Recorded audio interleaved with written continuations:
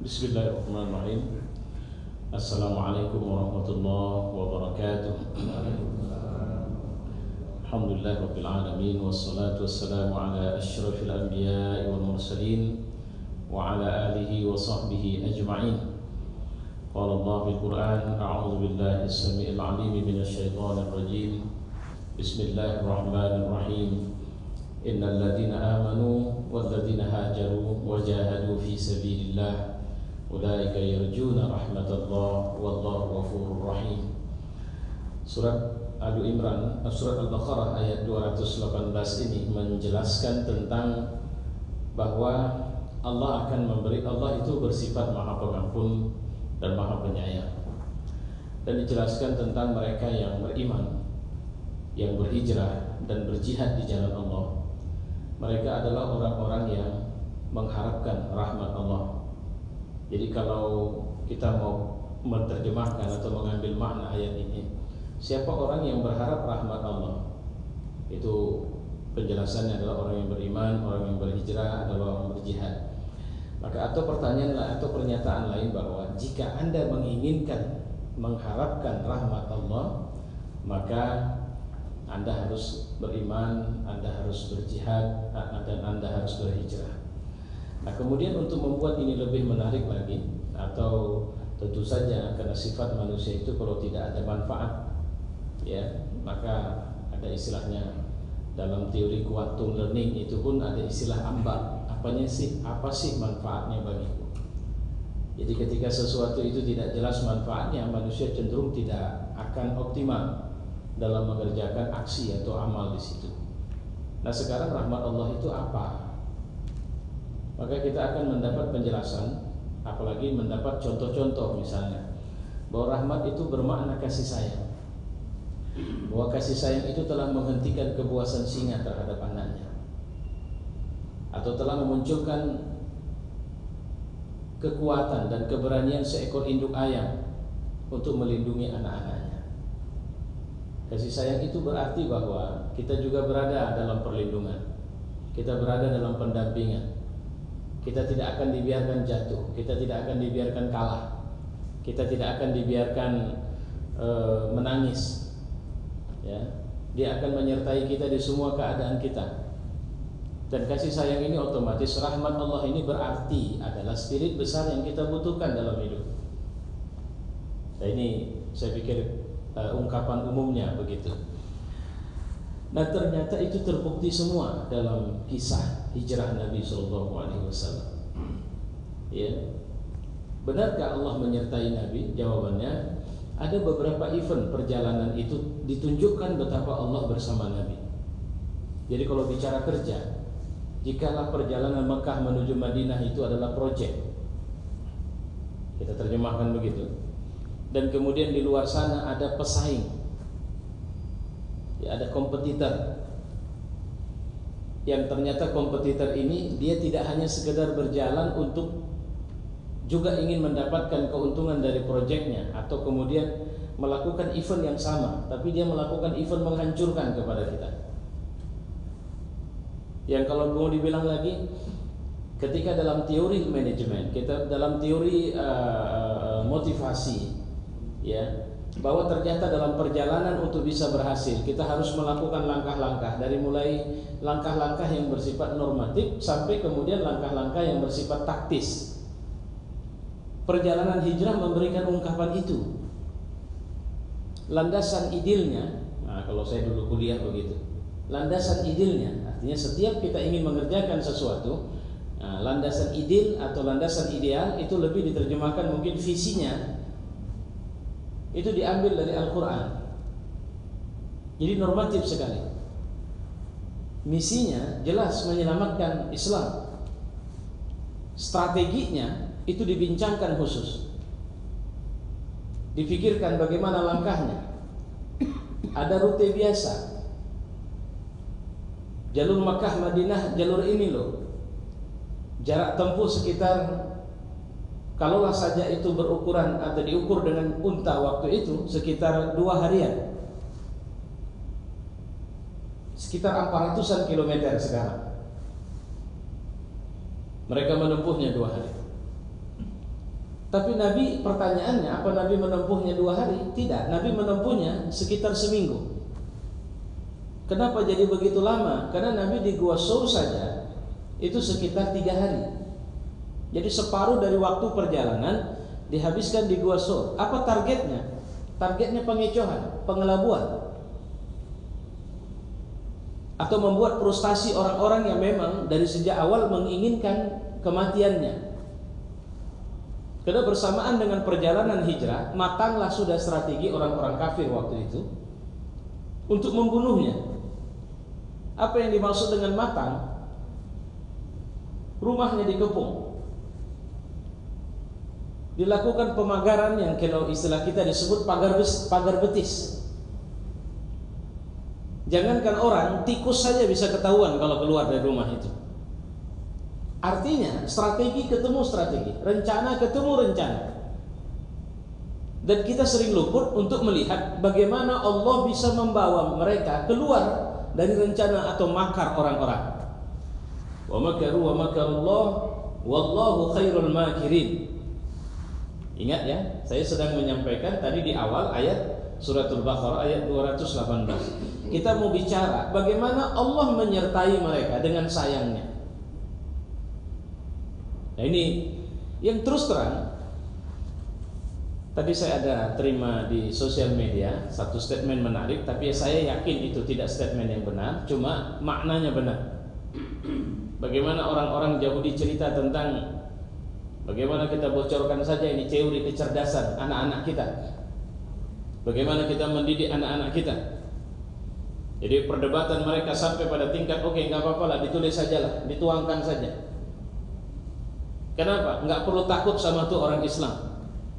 Kenapa? Ada tulisan yang jauh lebih cerdas, ada tulisan yang jauh lebih benar dari yang akan kita tulis, sudah menyertai mereka ribuan tahun, tapi itu pun mereka tidak baca dengan baik. Jadi nggak usah khawatir untuk menuliskan apa saja. Nah, kira-kira begitu. Nah, ini yang saya maksud tadi. Ayat ini cuma sepotong. Kita sedang bicara, benar nggak ini? Amanu, hajaru, jahadu, ini punya efek di mana akhirnya Allah akan menyertai kita dan akan memberikan pendampingan sukses sama kita. Tinggal mohon maaf saya, ini kalau ibarat waktu untuk menyampaikan ini sebenarnya walaupun tadi kita mulai tepat waktu, saya melihat ini belum selesai karena kiatnya ternyata untuk bisa dapat rahmat kita harus bicara apa itu aman. Saya sering menerjemahkan dengan trust.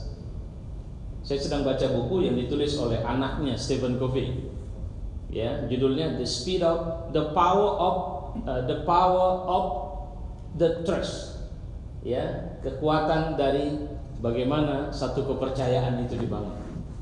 Dahsyat bukunya, ya. Nah, tapi itu nanti mudah-mudahan ada rezeki kita bisa mendiskusikan di waktu yang lain. Saya balik lagi ke ceritanya. Jadi ketika kita sudah berada, ini semangat yang mau diambil. Ketika kita sudah berada dalam posisi rahmat Allah, jangan pernah khawatir. Event apapun, kerja apapun yang kita lakukan, insya Allah tidak akan terganggu kita. Kenapa?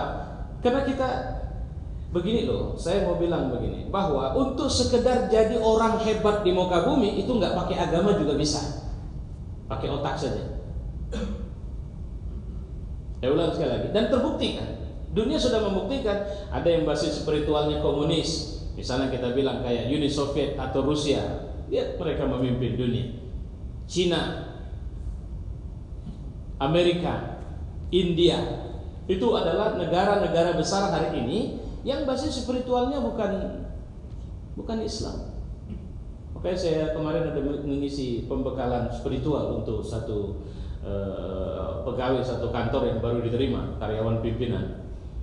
Lantas saya tanya sama mereka, saya mengacak mereka dengan pernyataan begini, menurut kalian benar nggak pernyataan bahwa berpegang kepada Islam akan membuat kita terlambat sekian lama secara teknologi dibanding yang lain, atau berpegang kepada Al-Quran?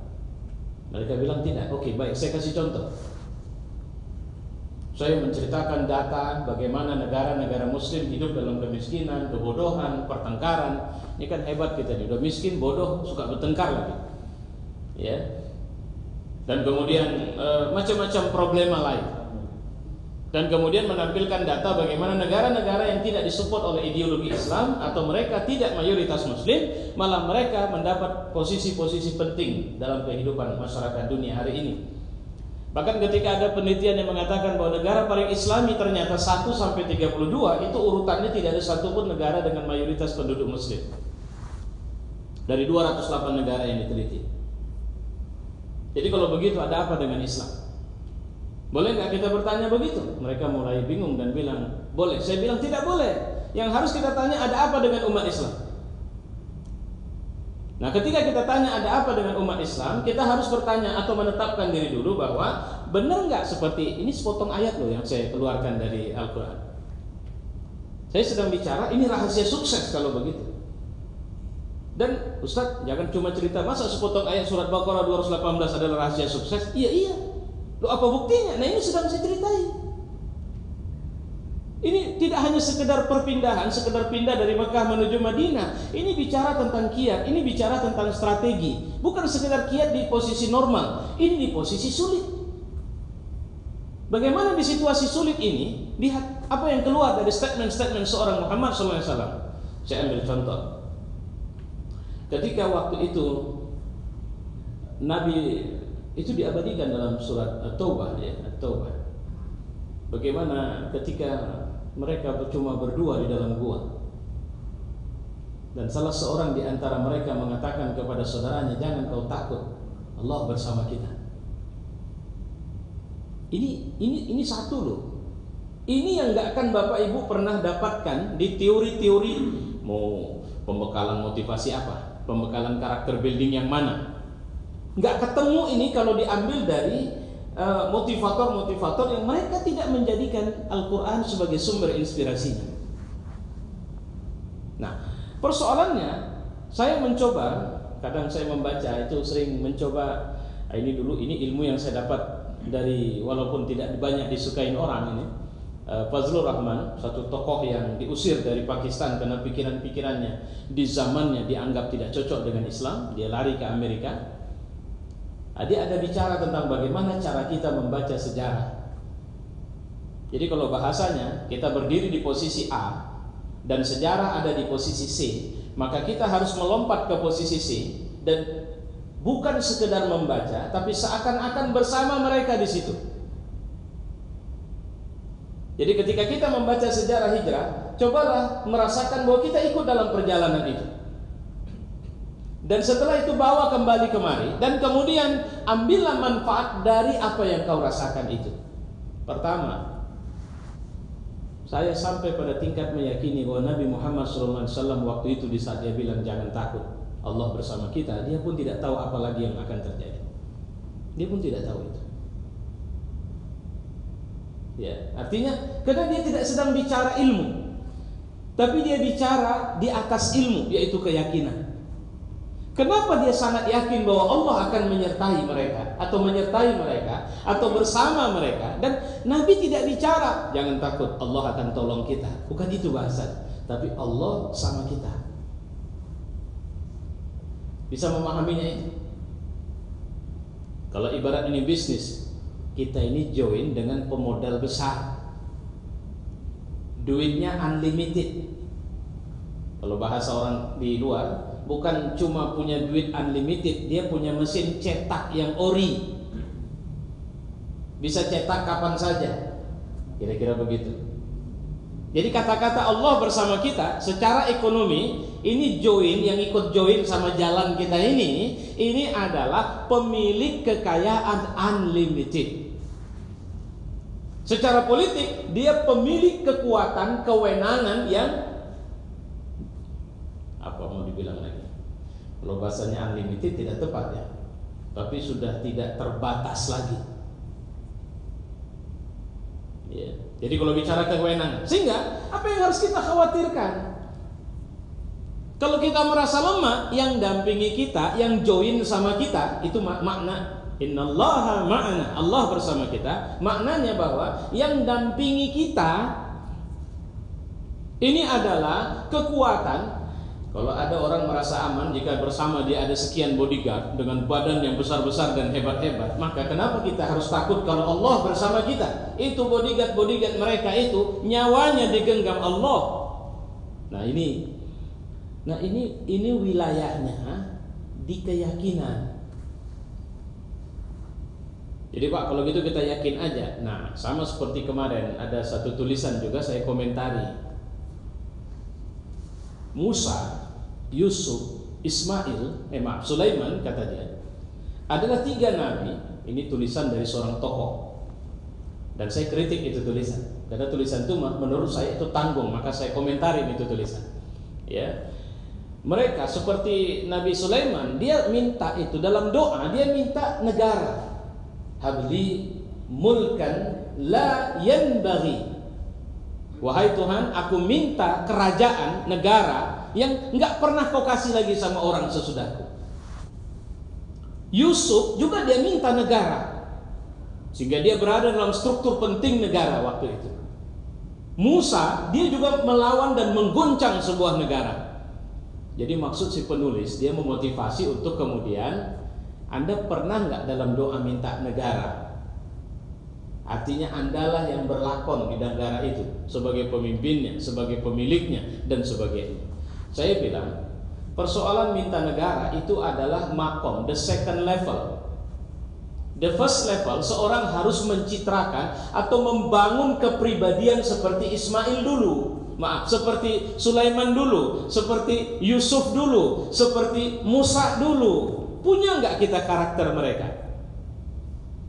Kalau kita nggak punya karakter mereka, maka Tuhan tidak akan memberikan negara kepada kita kecuali kita berada di sebuah negara tapi kita jadi kuli di negara itu. Nah, itu hati-hati di situ. Kenapa? Bagaimana kita minta sesuatu sementara kita tidak punya instrumennya, tidak punya potensinya, tidak punya bekalnya? Nah, maka saya mau bilang, meyakini sesuatu itu sudah melampaui ilmu. Artinya, kalau dipikirkan, kita sudah pada posisi seperti yang saya bilang tadi. Bagaimana saya tidak sabar dan betah bersama Allah? Bukankah ketika saya bersama Dia, Dia memiliki dukungan ekonomi, dukungan politik, dukungan sosial budaya, dukungan hankam yang mengatasi rata-rata kemampuan manusia.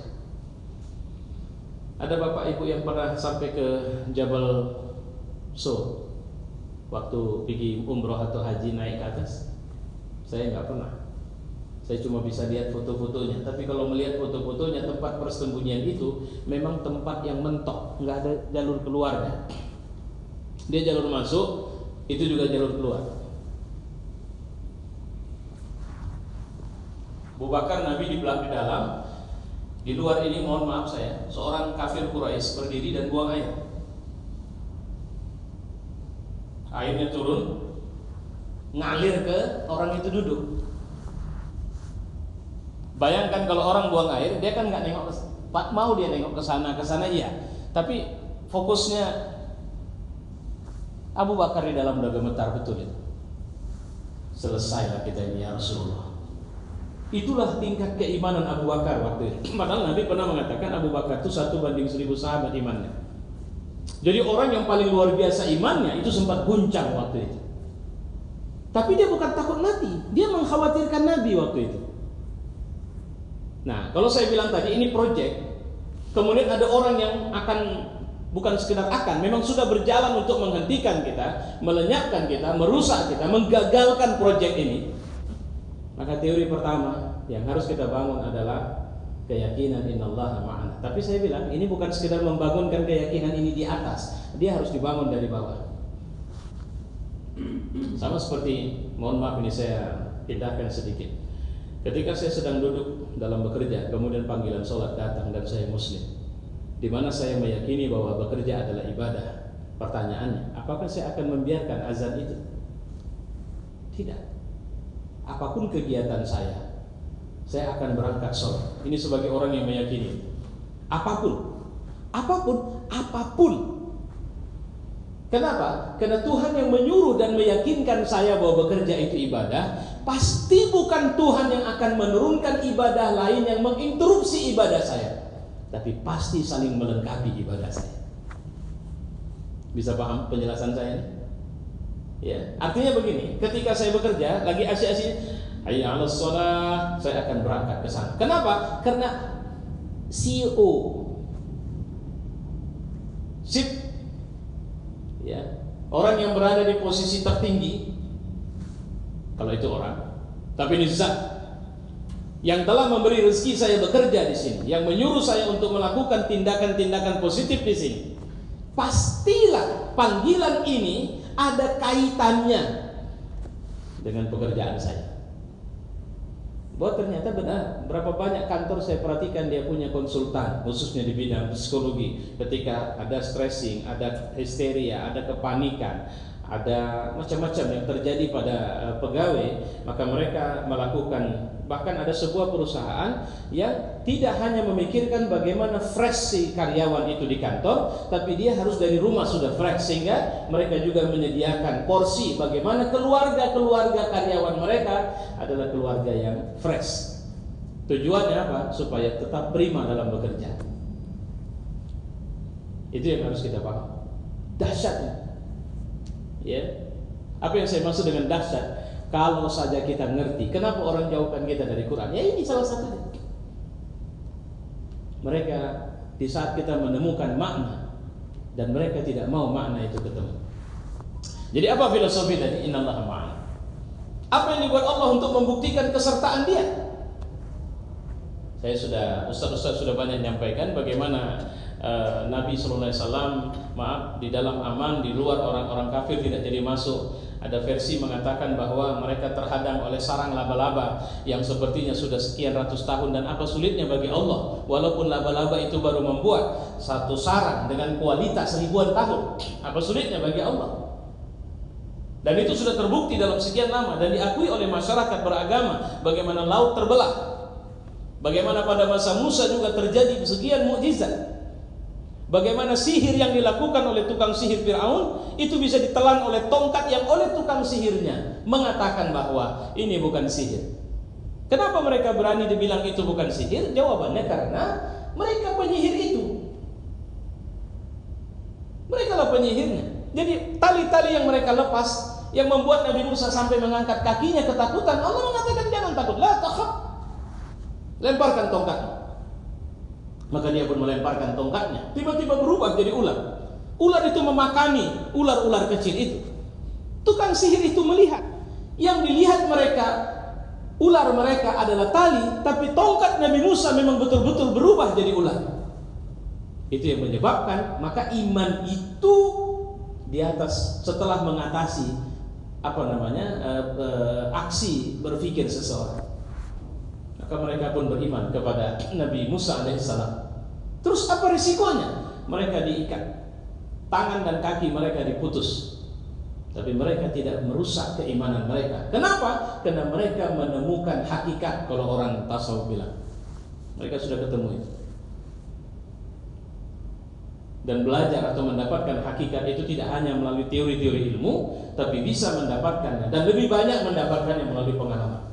Tapi Kiai Kanjeng Dimas enggak, itu betul, saya sepakat dengan Faisal anggota dewan itu penipu, itu akan banyak penipu dan karakternya masuk karakter dajjal.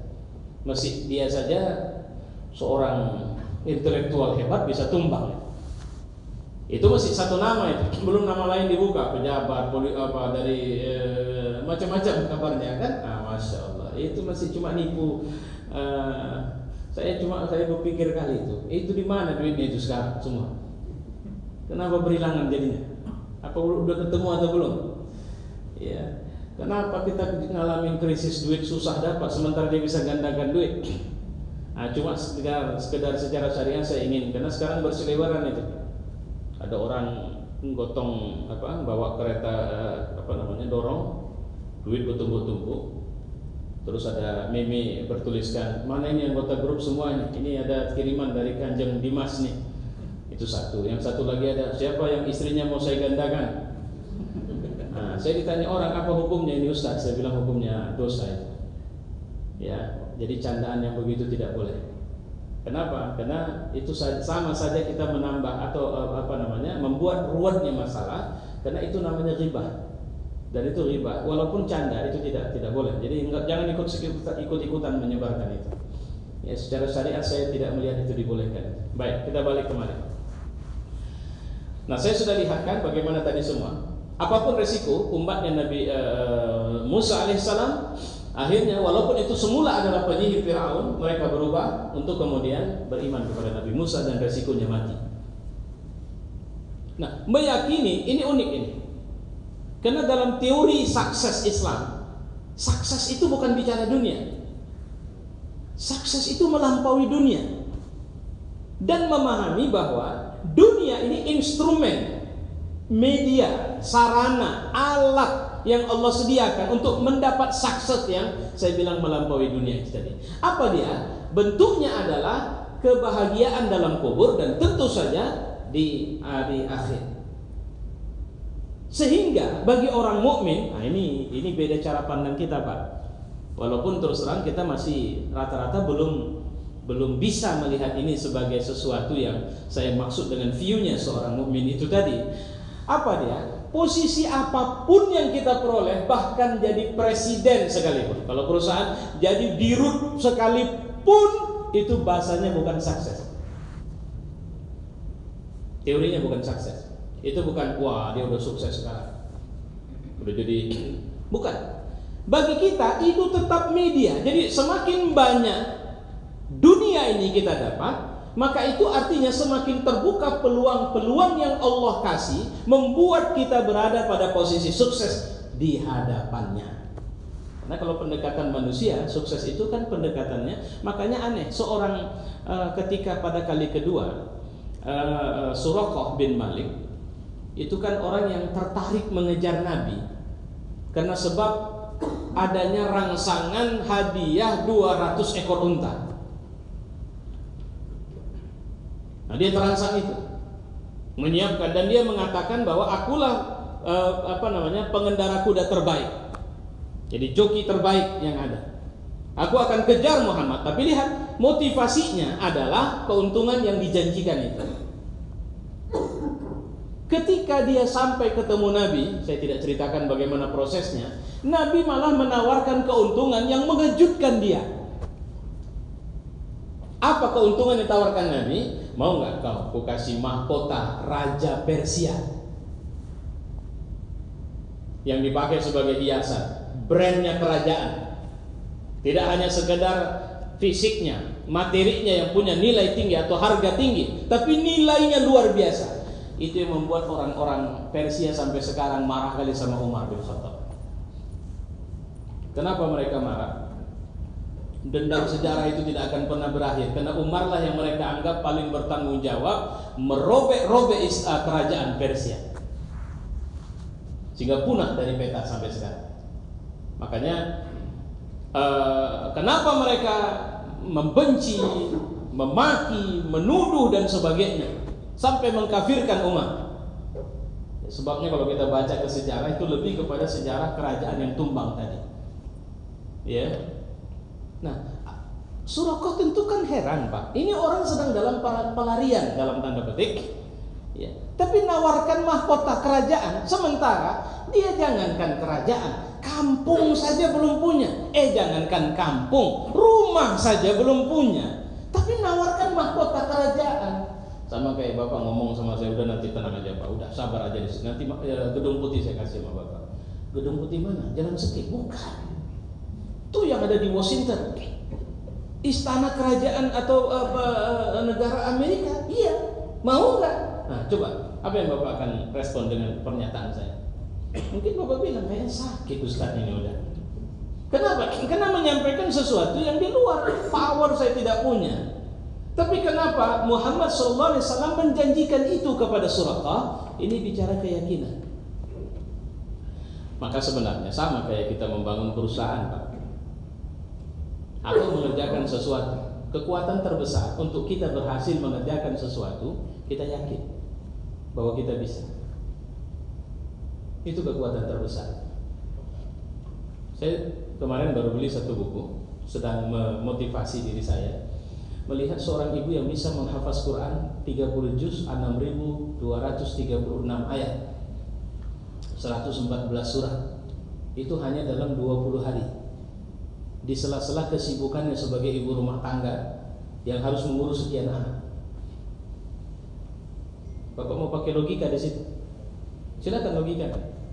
Karena ada orang yang masih bisa menghafaz Quran jauh lebih cepat dari ibu itu, karena dia menghafaznya 7 hari.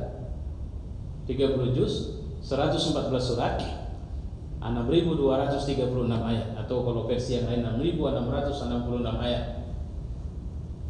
Coba logikakan. Maksud saya logikakan. Coba buatkan SOP-nya. Langkah pertama adalah ini, kedua ini, dan sebagainya. Coba. Nanti kalau kita tanya kepada orang-orang itu, yang kita temukan adalah bahwa sebahagian besar ketika kita, jadi begini itu, makanya innamal a'malu binniyat, amal itu harus dengan niat. Jadi kalau kita ingin mengerjakan sesuatu dan kita berharap output, maka di awal kerja kita sudah membayangkan bahwa itu sudah berhasil. Aku dapat itu. Biasanya orang-orang yang memulakan pekerjaan dengan keyakinan seperti ini, maka dia akan lebih mudah.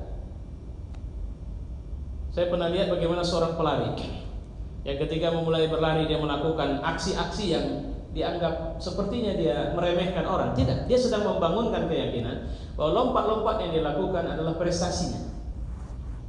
Sehingga begitu start mulai, dia pun berlari melesat menjauhi atau melewati saudara-saudara, dan itu sudah di luar makanya ada antara ikhtiar dengan hasil itu tidak sepenuhnya terkait langsung, karena ikhtiar itu harus juga disertai dengan keyakinan. Jangan melakukan sesuatu tanpa meyakini sesuatu itu, dan belajarlah untuk membangun keyakinan positif dalam diri kita. Saya ini cuma apalah Pak, bisanya cuma begini, selesai sampai kiamat kok begitu saja. Saya cuma pegawai rendah Pak, apalah yang bisa saya buat. Saya baca satu buku menarik, saya di Saudi Arabia.